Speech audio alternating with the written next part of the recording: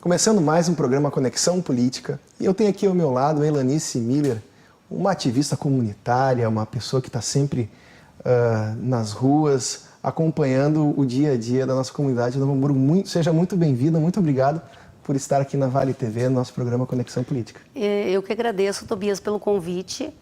É um prazer estar aqui pela primeira vez. Já te acompanho, como te falei antes, né? Sou fã do teu programa. Acho que abriu uma porta de um leque para que as pessoas conheçam o trabalho, tanto político como comunitário, da nossa comunidade. Muito obrigada.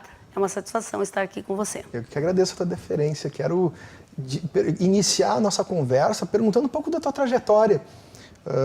Desde o início, aonde que a gente... Aquele bichinho que nos morde da política, que nos faz gostar de estar com a comunidade e ver o próximo melhor. Onde é que sentiu que aconteceu essa mordida e ela teve efeito na tua vida? Na verdade, muito cedo, né?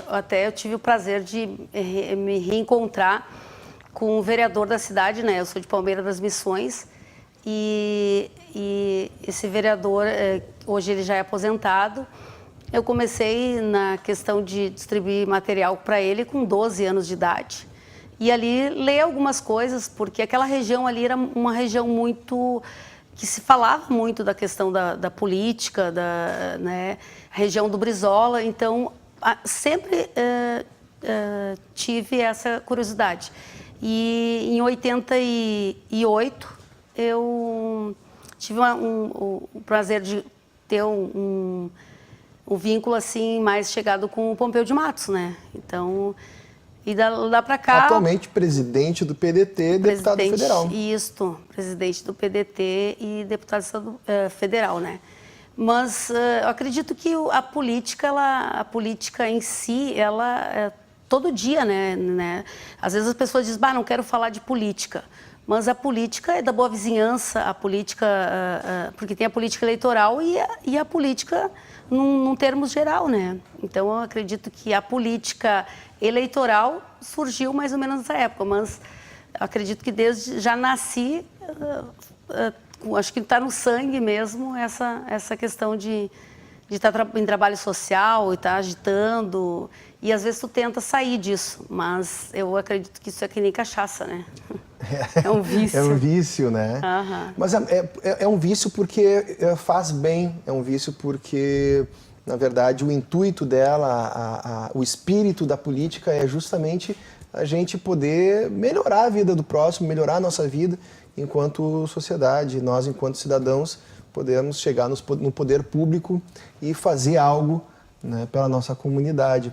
E a tua trajetória? Conta um pouco pra gente como é que foi, o que tu fizeste, Está aqui em Novo Hamburgo há 30 anos, né? Quase 30 anos, 28 anos. Mas desde antes já teve uma atuação política também, né? Na cidade lá onde eu morava, né? Essa questão assim de líder da juventude, né? Do colégio, sempre queria ser a presidente do Grêmio, dos colégios, né? E aqui em Novo Hamburgo, até hoje mesmo eu estava conversando com um amigo meu, em 2000 eu tive uma atuação bem forte na questão da política, porque eu ajudei o vereador, na época, a ser o vereador mais votado. E eu levei uma marca para sempre. Eu tenho uma mordida no braço, que eu não sei como, eu estava com o braço do lado de fora, e alguma rival da época da gente com bandeira me mordeu. E hoje eu encontrei o meu amigo em comum, que é o Joel, que hoje está diretor da Comur, em Novo Hamburgo. E ele perguntou, e a marca ainda existe? Eu disse assim, existe a marca da mordida. Então, acredito que assim, foi uma experiência bem pontual, porque foi toda aquela questão, eu estava fazendo a faculdade, né? E estava fazendo a faculdade de administração de empresa. E em 2000, então, foi a campanha do... Hoje não é mais, é o pai do Nasson, é o Ito Luciano. Uhum. E na época, eu aprendi bastante com o Ito. Tenho um maior carinho, respeito por ele. Não trabalhei diretamente depois no gabinete, nada dele, mas, assim, trabalhei na questão da eleição, né, do trabalho de rua. E ali surgiu, então, já logo assim, a vontade de saber mais sobre a questão eleitoral mesmo, de marketing, coisa assim, né? Aliás, essa questão do marketing foi tema da tua conclusão, a diferença e a semelhança entre o marketing político e o marketing eleitoral. A gente tem aqui um exemplar desse trabalho, que é um tema muito interessante. Marketing político é o que faz da vida uma campanha, não é? Eu tenho assim uma grande admiração pelos professores da Fevale. Eu me formei na Fevale e o que eu achei bacana porque eu me formei em 2005. Mas tem todo aquele processo que tu já vai escolhendo no meio da tua faculdade, tu vai escolhendo para que ramo tu vai seguir. E eu logo optei por marketing, né? Porque daí tu pode fazer ali administração ou tu pode fazer também as cadeiras em marketing. E o mais interessante é que eu estava construindo um trabalho de conclusão na área de empresas familiares, porque meu esposo tem uma empresa da família. Estava correndo atrás, mas aquele trabalho não fluía, eu não tinha muito prazer em fazer aquele trabalho. Foi até que um dia eu fui fazer um curso que eu tive a oportunidade em 2002, que eu conheci o Duda Mendonça e Carlos Maianelli em São Paulo. E, me apaixonei. Daí, assim, tipo assim, é aquilo que eu quero, é isso que eu quero. E eu, então, fiz o meu trabalho, o diferencial entre o marketing político e o marketing eleitoral. Acredito que a pessoa que leu todo o meu trabalho e gostou muito e falou que tinha a minha cara, assim, além dos professores, foi o Maurinho, que já está com o senhor lá, que ele foi secretário de obras aqui em Novo Hamburgo. E ele disse assim: Elanice, é a tua cara, tem tudo a ver contigo esse trabalho, assim. E ele depois coordenou a campanha da Floriza. Ele fez Amigos da Floriza e tal. E foi na época que eu estava escrevendo o trabalho e ele pediu para ler e tal, me ajudou assim na correção, porque ele já era arquiteto, né? Não era mas sempre foi da área política, né? E me deu umas pinceladas na questão do trabalho em si. E eu vou dizer para ti assim, ó, faz 14 anos que eu fiz esse trabalho, mas tu observa muita coisa na leitura que o que tu estava se usando lá, tu tem que se usar hoje. A política só inova, mas segue uma linha de raciocínio, né? Sim, as linhas gerais, elas permanecem, né? E é interessante qual foi o teu resultado final, qual foi a diferença entre o marketing político e o marketing eleitoral. Pois é. Daí, essa trajetória toda que tu diz aí, eu acabei virando professora da UBRA de administração, trabalhei como coordenadora do Mulheres da Paz e em 2013, eu nunca usei, depois que eu fiz o trabalho, eu nunca usei assim, vou usar para fazer campanha para vereador tal, vou usar para fazer campanha para tal pessoa. Na verdade, o conhecimento tu usa para ti mesmo, né? Todo conhecimento é válido. Mas em 2013, então, me lancei a conselheira tutelar e daí peguei de volta o trabalho e comecei a observar, a ler. E como muita gente me conhece, mas como é difícil tu transferir o teu voto, transferir a tua confiança, e principalmente para uma eleição que não é obrigatório ir, né? Que é o Conselho Tutelar. Foi o que a gente conversou no programa na segunda-feira com o Rodenbusch, agora não lembro o dia do mês, mas foi logo na segunda semana do mês, na segunda-feira. Eu comentei que o voto do conselheiro tutelar é um voto positivo, né? Não é aquele voto impositivo, obrigatório. A pessoa vai lá para votar naquele candidato, no teu caso, votaram na Elanice, né? Então é um voto com mais dificuldade de se conseguir, mas também muito mais qualitativo, né? E ali, então assim, eu pude observar mesmo que o diferencial entre o marketing político, tu faz todo dia, né? Tu faz o marketing político, política da boa vizinhança, da boa sociedade, respeita. Como tu falou na segunda-feira, foi na segunda que a gente estava junto no programa. É ter diferenças, mas ter o respeito, a empatia, né, pelos outros, né? Por mais que tu não concorde com a posição ou com a colocação dos outros, mas tu sabe que ali chegou o teu limite, né? Então eu sempre cuidei e observei mesmo, e a gente aprende no dia a dia que cada vez mais tu tem que respeitar o seu próximo, né? E buscar o voto é difícil, tu ir, encarar e realmente pedir, dizer que qual é o teu objetivo, qual é a tua linha de pensamento e transformar então em um marketing eleitoral, que é só o tempo da eleição, né? Conta um pouco pra gente como é que é essa busca dos votos, alguns fatos curiosos que aconteceram contigo. Eu fiz a minha campanha com uma bis, né? E o maior cabo eleitoral que eu tenho, além da minha família, é a Demarri, uma grande amiga minha. Claro, tenho várias amigas, né? Não quero deixar de citar, eu amo todas, sabe que cada uma é especial para mim. Mas a Demarri, ela se dispôs em subir na moto, uma senhora já, ela tem 57 anos hoje, então subir na moto e visitar todos os cantinhos assim que a gente pôde visitar e transformar, então. E nós lá na Vila Palmeira, lá, e os abençoados de uns cachorrinhos, eles não gostaram da gente estar lá. E eles saíram. Gente, aquela motinho assim, ó, eu nunca vi. Só a mão de Deus mesmo para ter segurado, porque aquele foi para um lado, foi para o outro, mas a gente não caiu. Então tem, assim, na questão de busca do voto, tem essas e outras de pessoas realmente.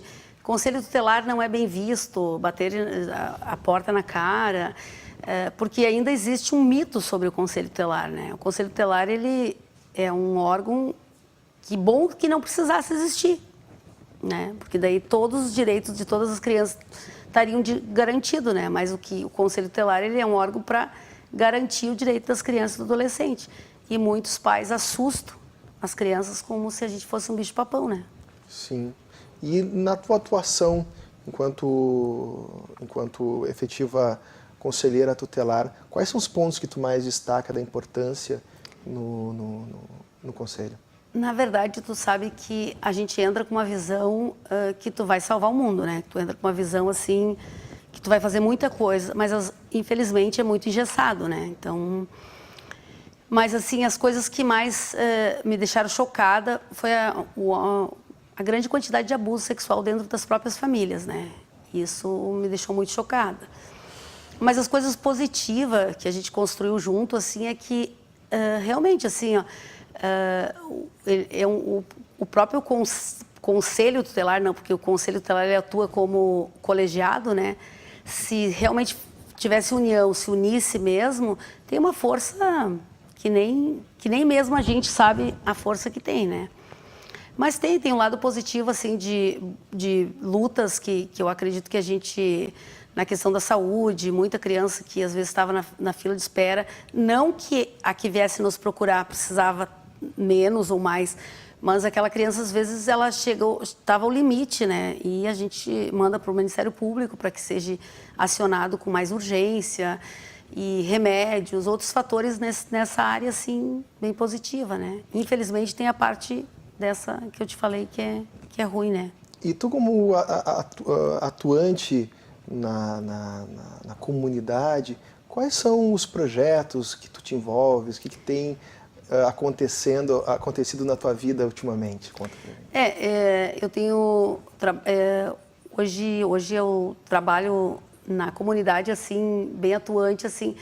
Nós temos, junto com uma pastora aqui de Novo Hamburgo, o projeto Mulheres no Divã de Deus. Ele é um projeto que não tem vínculo de uma igreja só, é de várias igrejas, e que ela se faz em 3 fases. A primeira fase você vai num período de 9 semanas para você se auto-encontrar. São psicólogos, pessoas que trabalho com o teu eu interior, né? Na segunda fase, você trabalha na questão também do teu interior, mas, porém, com um autodidata, né? Com a questão de servir o próximo, de como acolher as pessoas. E daí, na terceira fase, que é a fase que eu estou agora, a gente leva, então, isso à comunidade. E como é que levar? Às vezes tem uma senhora que necessita não só da ajuda de rancho, coisa assim, mas muitas vezes a gente vai para a questão assim, de passar a tarde com ela, de dar assistência muito mais emocional e espiritual do que somente ajuda financeira, né? E a gente já tem feito programa com o Christian aí, a gente tem Mulheres do Bem, né, que é dentro da comunidade, tem a dona Antônia, que ela ajuda na comunidade, então ela tem a casa dela como uma central de arrecadação de roupas, alimentos, e ali o pessoal, ela tem um cadastro e o pessoal sabe que ela tem ali. Então, eu sou a pessoa o elo dela com a comunidade. Então, eu junto nas igrejas, tem várias igrejas que me ajudam, né? E eu estou presidente da minha igreja, que é o Ministério Vida Plena em Cristo. Eu trabalho hoje como diaconisa e também no Grupo Acolher, que é um grupo que eu não fui ainda, não tenho, mas a minha pastora, ela trabalha com o pessoal da África, né? É um trabalho mais amplo, né? É bastante interessante esse trabalho que a igreja faz, porque é um trabalho de acolhimento, né? E isso é um resgate social de uma força muito significativa para uma comunidade. E, de certa forma, a igreja ela também tem ocupado vários espaços sociais, especialmente o da política. Hoje a gente sabe que, muito embora o Estado sendo laico, nós temos frentes religiosas no Congresso. Qual a tua análise sobre essa postura? Do Estado ser laico? Do Estado ser laico e termos frentes religiosas no meio político. Na verdade, eu acho que tem que ter espaço para todas e respeitar, como a gente falou. A questão do Estado ser laico tem que ser, porque a gente vê muitos, não, a minha é melhor, a minha... Eu acredito que tem que manter, mas hoje eu não vejo mais o Estado como laico, né? É só no papel. No meu ponto de vista, é muito no papel. Porque sempre cada um quer puxar mais para a brasa para o seu assado, né? Mas eu, por exemplo, assim, ó, dentro da UBRA, a gente estudava a cultura religiosa. Então, a gente, o umbandista, candomblé, católicos. Essa minha amiga que eu estava falando, ela é ministra da Igreja Católica, né? E a gente, uma visita a igreja da outra, né? Respeito a questão dela crer em algumas coisas que eu não creio. Mas é ali onde que a gente cria a questão de espaço, né? De saber respeitar o espaço de cada um. Mas, infelizmente, eu não, né, nem na nossa cidade, nem no estado, nem muito menos no país, se tem essa questão bem definida, né? Sim. A igreja,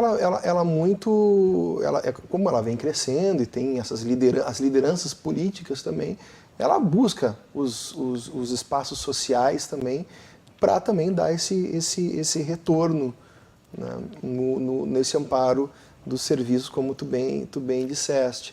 Agora, especificamente nos trabalhos que vocês vêm fazendo aqui na comunidade, quais que apresentam um maior índice de bons resultados? Como é que tu vê essa questão? Porque sempre o trabalho tem que ter um cunho social, mas não um cunho de só sem retorno, né? A gente sempre trabalha na questão do retorno. Nessa questão do grupo acolher dentro da igreja, quando a gente vai para a comunidade, a gente sempre tenta trabalhar na questão assim de fazer currículos, encaminhar para o mercado de trabalho. Na questão da dona Antônia lá, que é a Mulheres do Bem, ela tem já uns cabides preparados para algumas pessoas que vão por exemplo, muitas meninas saem de casa, às vezes com uma saia mais curta, e ela observa, ela é muito cuidadosa, coloca uma roupinha mais comprida, tu vai numa entrevista de trabalho, ela foi Mulheres da Paz, né, das nossas lá da comunidade, e ela aprendeu como se comportar numa entrevista de trabalho, e isso, às vezes, a gente sempre assim, então, uma vez por mês a gente tenta... Não é uma questão de censura, mas de comportamento, de postura, de postura, ou às vezes a pessoa realmente não tem uma roupa que é um blazer, ela vai lá, a pessoa vai lá e troca, deixa uma roupa que não gosta mais em casa, tem a questão da troca. Sim. Então, isso é bem positivo, porque quando a gente faz os encontros, que agora estava sendo uma vez por mês no sábado, tu vê, eu já consegui emprego, eu já tô trabalhando, aquela dica que a Antônia me deu, que você me deste, ou que é outra. Então, é bem positivo, né? E na Mulheres do Divã de Deus, que é um projeto que a gente vincula à questão mais emocional, ontem mesmo eu estava ministrando na igreja Cristo é Vida, e encontrei uma moça, ela me abraçou, e eu não sabia de onde, tipo assim, eu sei que eu conheço, mas eu não sei, né, porque a gente acaba conhecendo muita gente, e ela disse, a gente fez o curso junto, eu tô bem, eu tô bem, porque a questão da depressão, da ansiedade, é uma questão que a sociedade, às vezes, devia falar mais, e eu vejo que o Mulheres no Divã de Deus, por mais ser forte na questão da religião, ela não vem só falar da religião, ela vem falar de um eu só, de uma descoberta como pessoa. Sim. E isso que eu acho que o mais interessante, que é uma descoberta como mulher, que tu é preciosa, que a mulher sempre foi. Mas, culturalmente, Tobias, acredito que tu, porque tu sabe que o pouco que eu te conheço, sei que tu é um homem muito inteligente, ainda é muito cultural a questão do machismo, né? Uhum. E às vezes a mulher fica... como é que eu vou dizer assim? A Elanice era filha do seu José. Depois a Elanice se casou com o Valdir.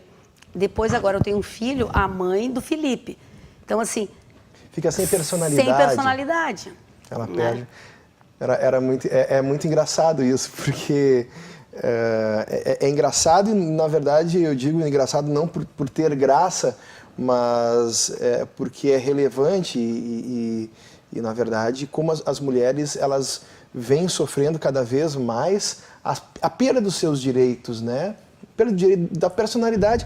A personalidade é o bem mais precioso da pessoa humana, da dignidade que a pessoa tem que a dignidade que a pessoa leva para a sua vida, né? Então, eu acredito que a valorização da mulher é um dos pontos chaves para ser trabalhados na nossa sociedade, né? É exatamente isso. E eu sempre tento, assim, o pouco de conhecimento que eu tenho, eu sempre tento passar, porque sempre tu pode mais, sabe?